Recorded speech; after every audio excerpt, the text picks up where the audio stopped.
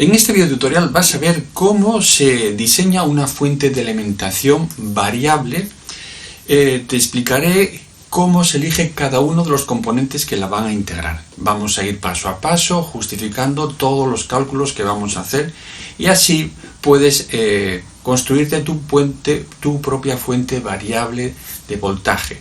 En este caso partimos de los 230 voltios de alimentación de la corriente alterna o de 120 voltios de la tensión que tengas disponible en tu domicilio, y a partir de ahí con un transformador, rectificador, regulador conseguiremos una tensión variable ajustable entre la gama de voltajes que tú desees. Yo lo voy a hacer entre 1,2 voltios más o menos y unos 15 voltios, pero ya digo, podría ser ampliable a cualquier otra tensión.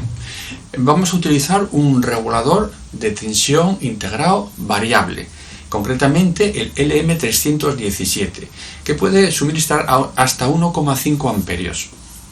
Pero para no llevarlo al límite, la fuente va a estar limitada a 1 amperio más o menos, ¿vale? Si quisieras más intensidad en la salida, tendríamos que colocar un transistor de paso que ya te explicaré en otro momento. Así que, como siempre, no te lo puedes perder. Ya sabes, mi nombre es Ruido Cadenas y sin más, esto empieza ya. Bien, vamos a partir de la tensión de la red. Vamos a colocar un transformador para reducir esos 230 voltios de corriente alterna 50 Hz, o, repito, la tensión que tú dispongas en tu domicilio, y lo vamos a reducir a una tensión que ya veremos qué tensión necesitamos en ese secundario del transformador, y también qué corriente deberá soportar el secundario de ese transformador.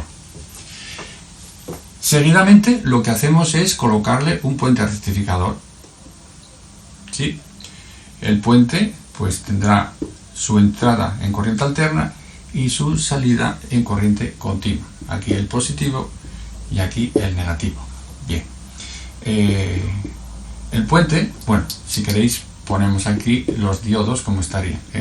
Recuerda que siempre las dos flechas apuntando al positivo, en la misma dirección, y en la misma dirección los otros diodos. Vale. Luego lo que conseguimos aquí es tener una tensión rectificada, ¿vale? Aquí tenemos tensión alterna en el secundario, V2, y aquí vamos a tener una tensión rectificada que podemos visualizar. Vamos a representarla aquí, por ejemplo. Tendríamos en el secundario una tensión alterna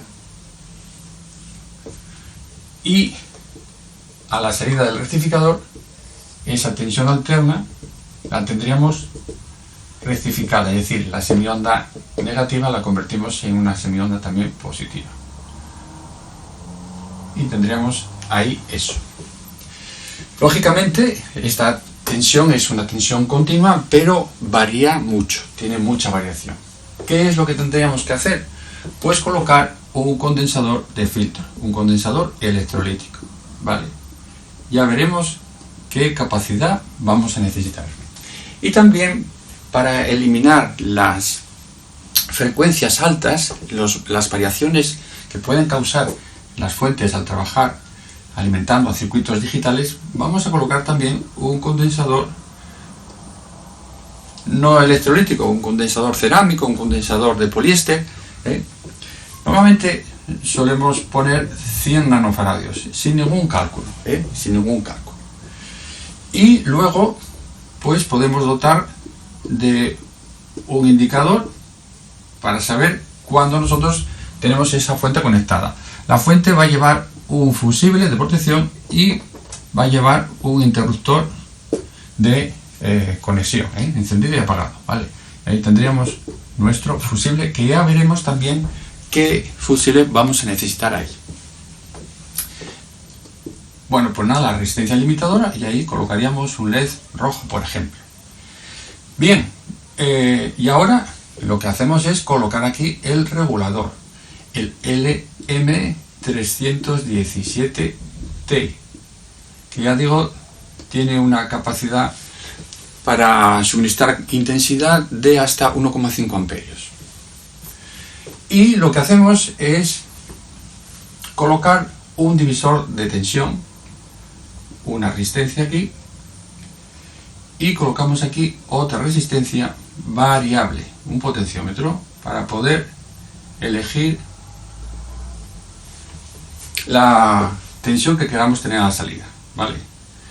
Vamos a llamar a esta resistencia R1, perdón, R1 es esta, a esta vamos a llamarla R2 y a esta vamos a llamarla R3, a este potenciómetro.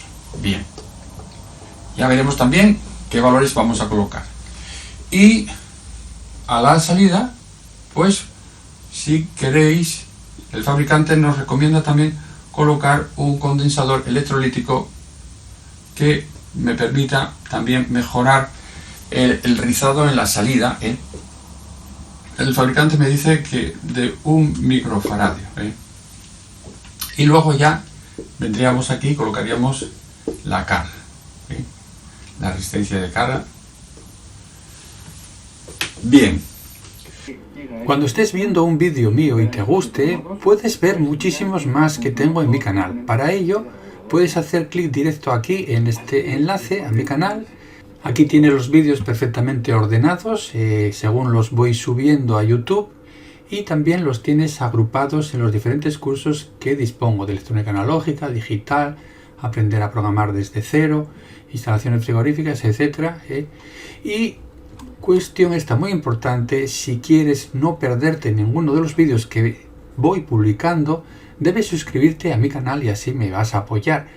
Haces clic aquí en suscribirme y, importante, activar las notificaciones y activar aquí todas para que cada vez que suba un vídeo YouTube te avise de tal evento y así no te pierdas ninguno. También, si quieres apoyar económicamente a mi canal y tener acceso a vídeos exclusivos para los suscriptores, debes hacer aquí clic en unirme, y hacer clic otra vez aquí en unirme y seguir las instrucciones que YouTube te va indicando. Tendrías que pagar 2,99 euros al mes y tendrías acceso a todo el contenido del canal. Entonces, queremos tener una fuente variable de voltaje desde 1,25 hasta 15 voltios.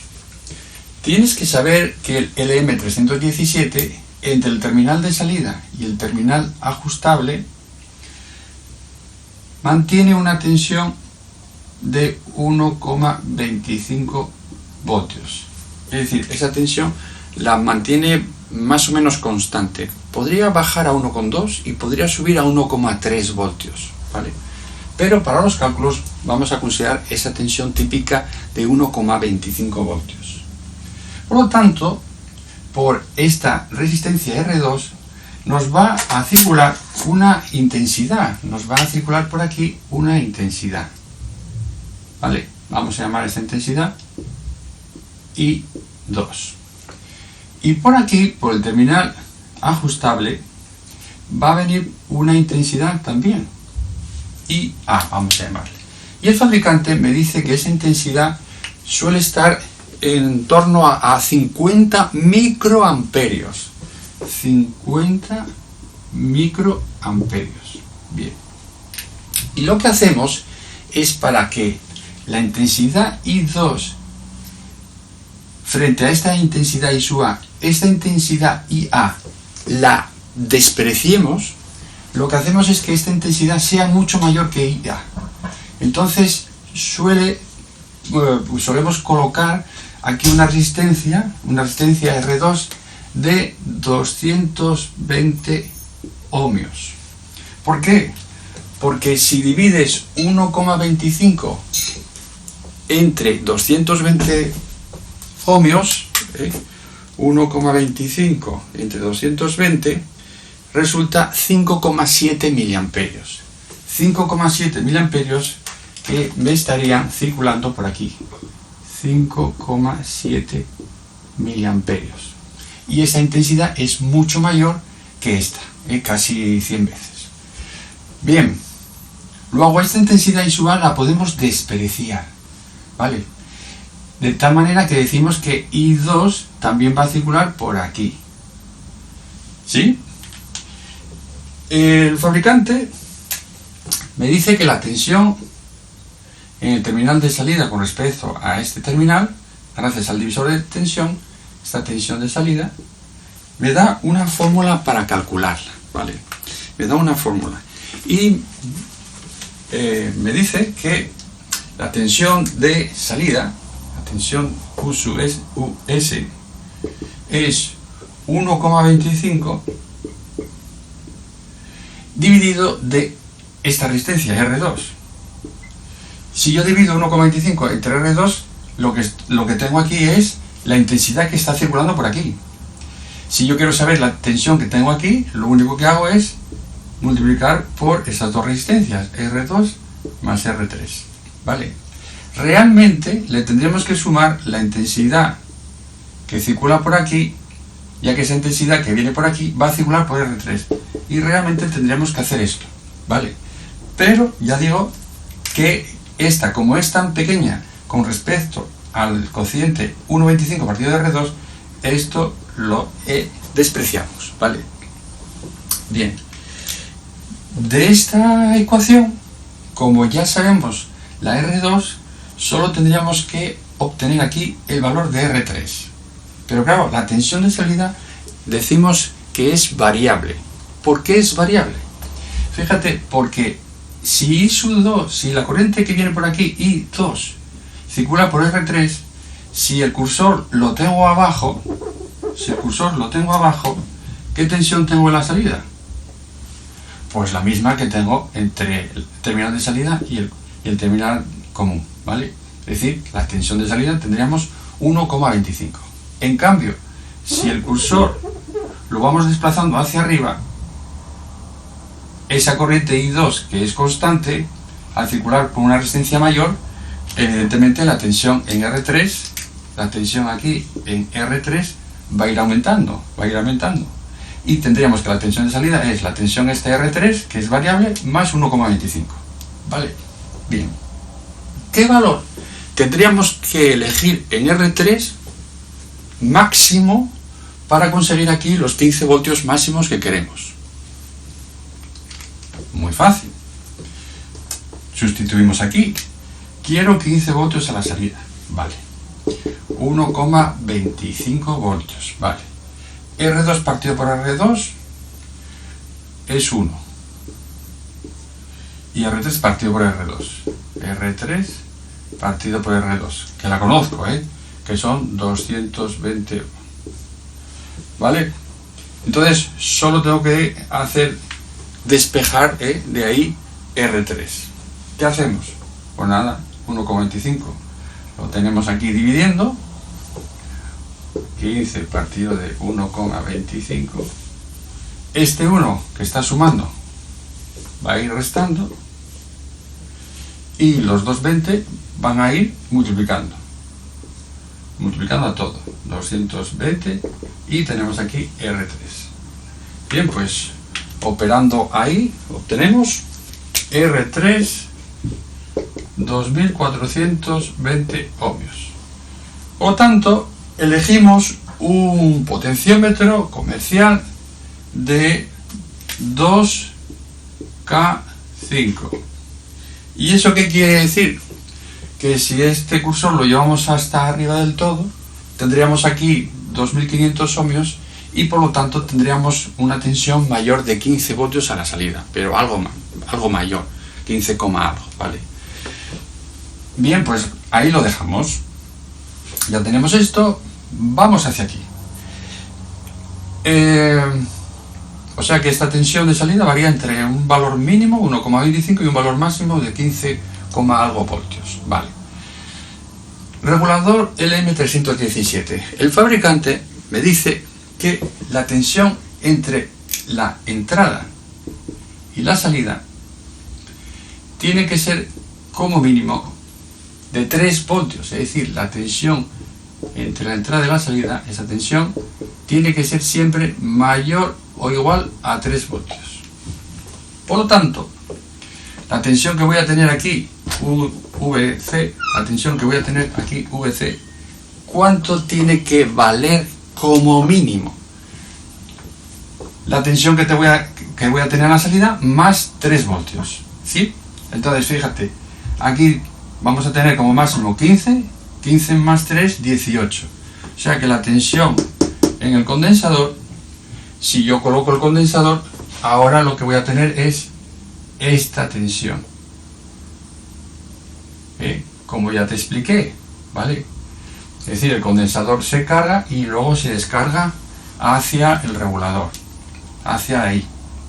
Se carga y se descarga hacia ahí. Bien, entonces tendríamos un valor máximo y un valor mínimo. Ese valor mínimo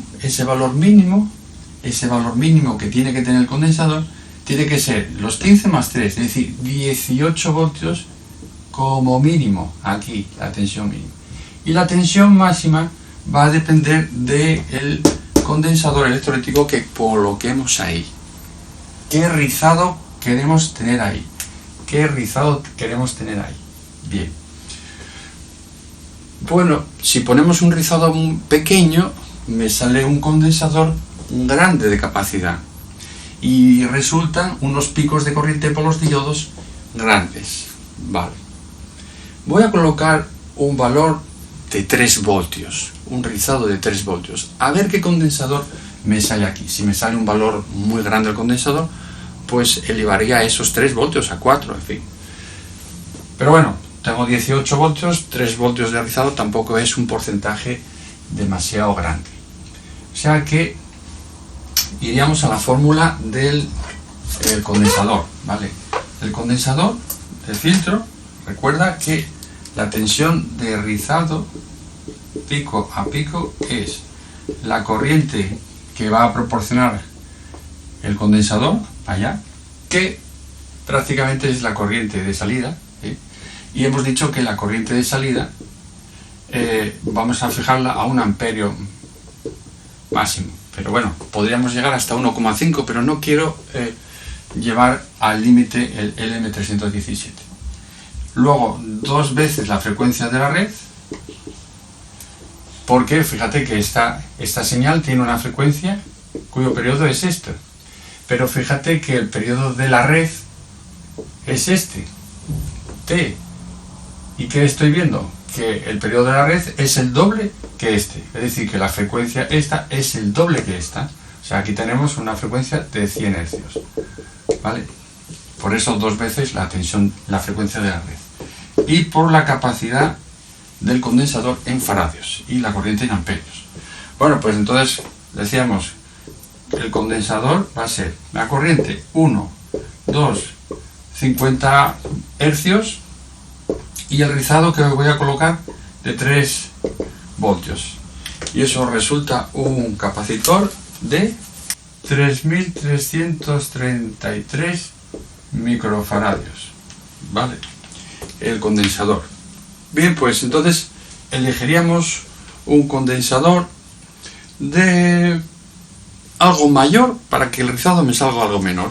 Por ejemplo, un condensador de 4700 microfaradios. 4700 microfaradios. ¿Sí? Si elegís el de 3300, si no recuerdo mal, valor comercial, pues te saldrá algo mayor el rizado, 3, algo voltios, ¿vale? Eso como prefieras, ¿eh? Bien, ¿qué nos queda? La resistencia esta para limitar al diodo. Fíjate que entonces aquí lo que tenemos es que con 4700 no voy a tener un rizado de 3 voltios, ¿no? Con 4700 no voy a tener un rizado de 3 voltios. Entonces, ¿qué rizado voy a tener yo? Pues entonces 1, 2 por 50 por 4700 microfaradios, ¿eh? Tendríamos un rizado de 2,1 voltios, ¿eh? Por lo tanto, ahora como solo tengo 2,1 voltios, tendríamos que tener aquí 20,1 de valor máximo aquí en el condensador, ¿vale? Bien, vamos con la resistencia R1. La resistencia R1 fíjate que en el LED voy a tener 2 voltios, ¿no? Y la tensión que voy a tener a la resistencia va a ser la tensión que tengo en el condensador, que varía entre 18 y 20, o sea que consideramos una tensión promedio de 19 voltios aquí. 19 menos 2, aquí tendríamos 17 voltios de valor promedio en R1. Queremos limitar la corriente por el LED a 6 miliamperios o 8 miliamperios, un valor pequeño, no es necesario que ilumine ahí excesivamente para no consumir corriente inútilmente, y entonces tendríamos que R1 sería los 17 voltios promedio dividido de la intensidad que queramos conseguir, 6 miliamperios, pues 6 miliamperios aproximadamente, y esto resulta una resistencia de 2K8, 2800 ohmios aproximadamente.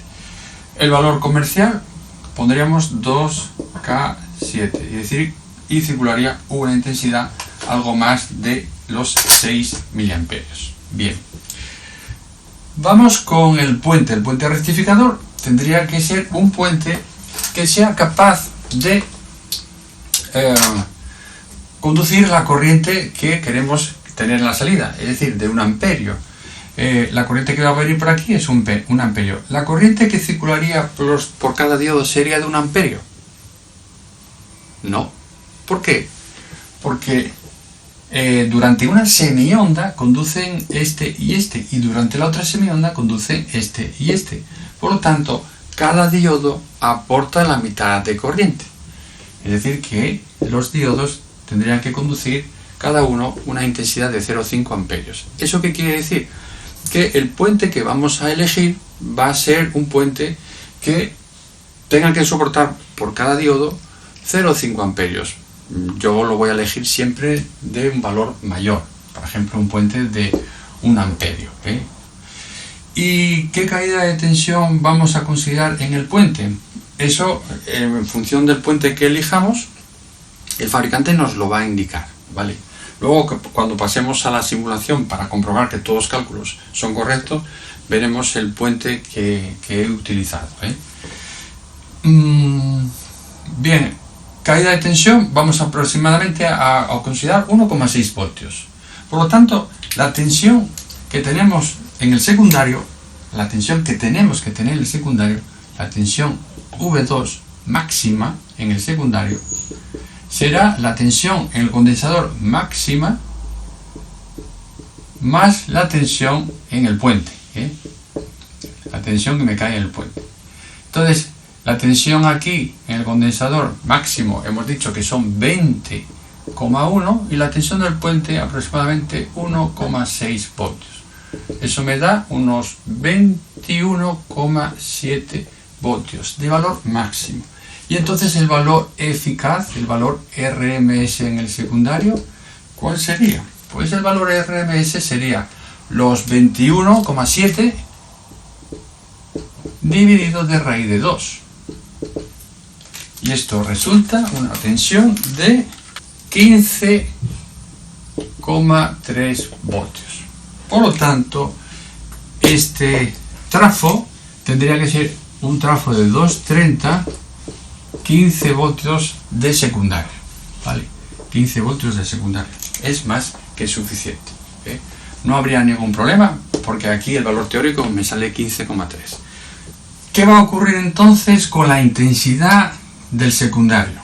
Ojo al dato. ¿Qué intensidad viene por aquí? Esa intensidad del secundario, ¿qué será? ¿1 amperio? ¿Será la misma que esta? No, porque esto es una corriente continua y esto es una corriente eficaz. Y entonces, ¿cómo calculamos esta corriente eficaz? Para ello lo que hacemos es trabajar con las potencias. Mira, la potencia que tenemos en la salida, la potencia, bueno, vamos a empezar por orden. La potencia en el secundario, la potencia activa del secundario, ¿qué sería? La potencia que tengo en el puente, más la potencia que tengo en el regulador y más la potencia que tengo en la salida. La potencia que tengo en el puente, pues sería 0,5 amperios por cada diodo por la tensión 0,8, 0,4 vatios, 1,6 vatios aproximadamente, 1,6 vatios en el puente, ¿vale? El regulador, la potencia del regulador sería la tensión aquí menos la tensión aquí, es decir, la tensión en el regulador. La tensión promedio aquí son 19 voltios y la tensión aquí son 15, por lo tanto son 4 voltios que tengo en el regulador. 4 voltios por 1 amperio, que es la corriente de salida que está circulando por ahí, serían 4 vatios, ¿vale? Y la potencia de salida sería la tensión máxima, cuando tenga la tensión máxima 15 voltios, y la corriente máxima, 1 amperio, serían 15 por 1, lo mismo, ¿vale? Entonces serían 15 más 4, 19, más 1, 20,6 vatios. Bien. Y esa es la potencia en el secundario. Potencia activa. Entonces, ¿cuál es la corriente por el secundario? Ojo, cuidadín. Hay que tener en cuenta el factor de potencia del secundario. Hay que tener en cuenta el factor de potencia del secundario. El factor de potencia es el que me determina, el coseno de phi, el que me determina la potencia activa y la potencia aparente. La potencia aparente es la tensión del secundario por la corriente del secundario, ¿vale? Potencia en el secundario, potencia en el secundario. Bueno, lo veníamos llamando secundario, ¿vale? ¿Qué factor de potencia? Bueno, pues estos circuitos suelen tener factores de potencia bajos. Cuando digo bajos, digo 0,5, 0,6 de factor de potencia. Entonces, considerando el peor caso, que sería 0,5, ¿qué tendríamos? Que la potencia en el secundario, la potencia aparente, sería la potencia del secundario, que me salió 20,6, dividido del coseno de phi, que son 0,5, y entonces eso me da unos 41,2 voltioamperios, ¿sí? Y por lo tanto, ahora sí puedo calcular la corriente del secundario. Y la corriente del secundario será los 41,2 dividido de la tensión del secundario, que son 15 voltios. Y eso resulta 2,7 amperios. Por lo tanto, el transformador tendría que tener una intensidad, debería de soportar una intensidad mayor de 2,7. De 3 amperios colocaríamos ese transformador, ¿vale? Para que no caliente demasiado, porque si cogemos un condensador de menor intensidad, pues el efecto de Joule, que ese devanado no va a soportar esa intensidad, se va a calentar, se va a derretir el aislante y vamos a tener un corto como una casa. Entonces, bueno, esos 3 amperios. Bien. Y por último, ¿qué fusible tengo que poner yo? ¿De cuántos amperios tengo que poner ese fusible? Bien, para calcular esa intensidad en el primario, tienes que saber lo siguiente. Vamos a borrar por aquí. La tensión en el secundario multiplicada por la corriente del secundario es igual a la tensión del primario multiplicada por la corriente del primario, ¿vale? Como esta no la sabemos, lo demás sí lo sabemos, pues la corriente del primario es igual a 230 voltios, que es la tensión que va dividiendo, y arriba serían los 15 voltios por la corriente, que son 2,7 amperios, si no recuerdo mal. Aproximadamente 0,18 amperios. Es decir, que el fusible F1 sería un fusible de 0,2 amperios. El cálculo que he realizado para la corriente del primario he supuesto que la potencia aparente del secundario es igual a la potencia aparente del primario. Y esto en la práctica no es así, ya que los transformadores tienen un rendimiento. En este tipo de fuentes de alimentación, los trafos que se suelen colocar son de rendimiento bajos, en torno al 50%. Eso quiere decir que la intensidad que nos ha salido la tendríamos que multiplicar por 2, es decir, 0,36 amperios. Fíjate que la potencia del primario es mayor a la del secundario, ya que hay una potencia perdida en el cobre, en el hierro, en el transformador. Por lo tanto, el fusible recomendable a poner sería de 0,4 amperios aproximadamente.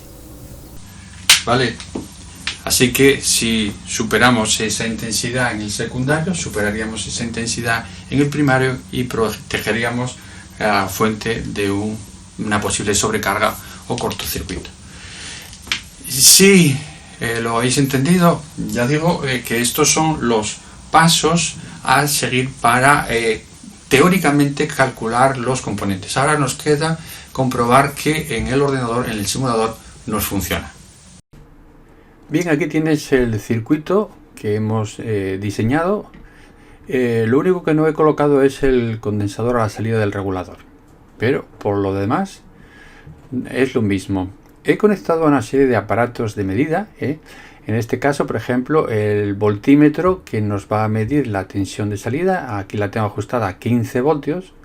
También he conectado un amperímetro para medir la corriente de salida, el X3, que mide casi 1 amperio, 968 miliamperios, y una tensión que mide este voltímetro que he conectado entre la entrada del regulador y la salida del regulador, que nos está midiendo 3,7 voltios.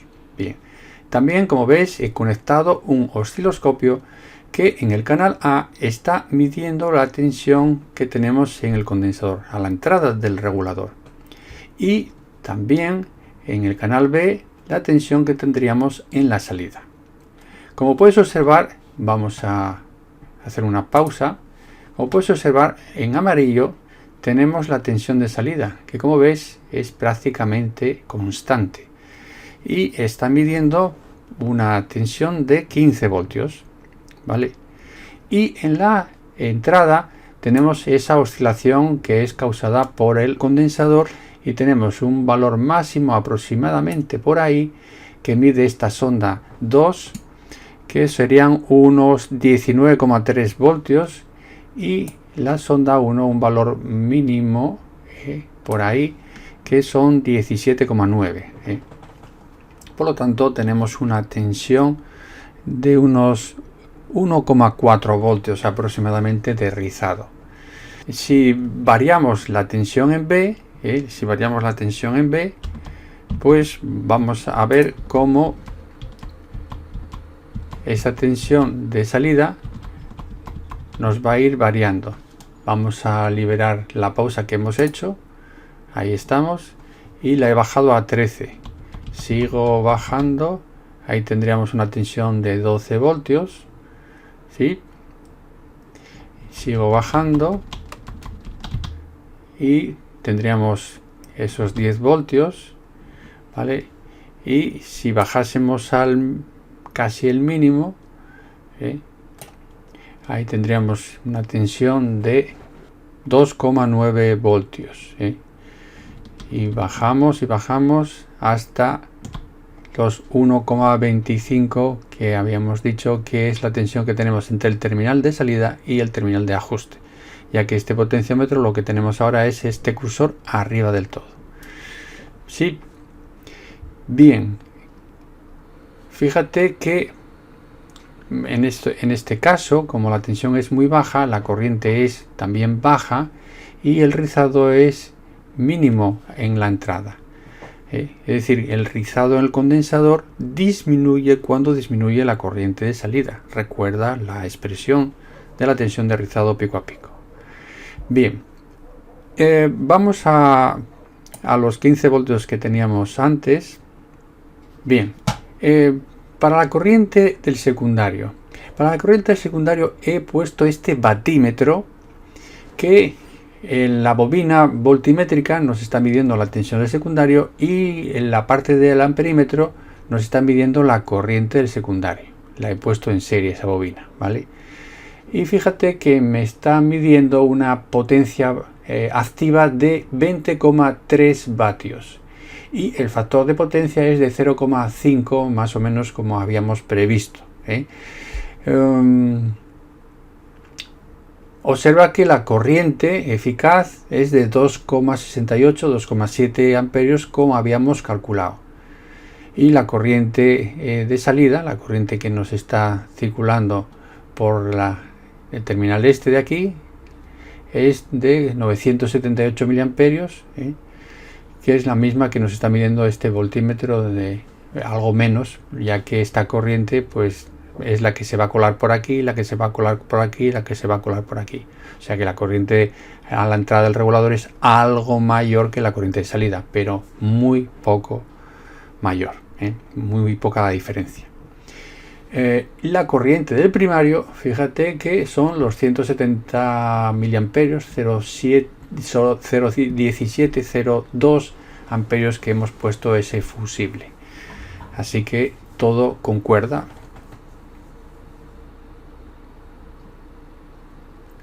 La corriente por el LED es de 6,29 miliamperios. Por último vamos a comprobar si el regulador necesita disipador de calor o no. Para ello vamos a calcular en primer lugar la potencia que va a disipar el regulador. ¿En qué situación disipará la mayor potencia? Pues bien, cuando la tensión de salida sea la menor posible, ya que, si te das cuenta, la tensión a la entrada son 19 voltios de promedio, y toda aquella tensión que no quiera la salida tendrá que recibirla el regulador. Por lo tanto, con 19 voltios de entrada y 3 de salida, el regulador se tiene que comer 16 voltios.